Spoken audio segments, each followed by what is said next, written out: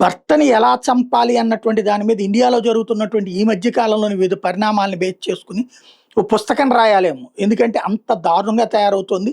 సరే ఇదివరకు భార్యలను చంపలేదంటే భార్యలను చంపారు కాబట్టి భర్తలను చంపాలంటే భార్యలను చంపినటువంటి భర్తల్ని తప్పుబట్టారు తప్పించి ఎవడు కూడా వెనకేసుకు రాలేదు. ఇప్పుడు తాజాగా చూస్తే నిజామాబాద్ శివార్లో ఒక మహిళ పెళ్ళయింది. ఇంకొక వ్యక్తితో మగవాడితో కాంటాక్ట్‌లో ఉంది.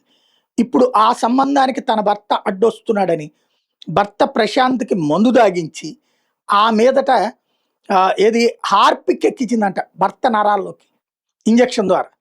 ఆ పైన అప్పటికి కూడా చావకపోయేటప్పటికి కిందకి తోసేసిందంట.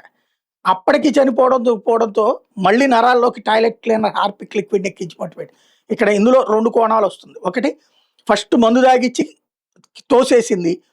అప్పటికి చనిపోకపోవడంతో నరాల్లోకి టాయిలెట్ క్లీనర్ హార్పిక్ లిక్విడ్ ఎక్కించి చంపింది అన్నటువంటిది ప్రస్తుతం పోలీసులు తేల్చినటువంటి అంశం.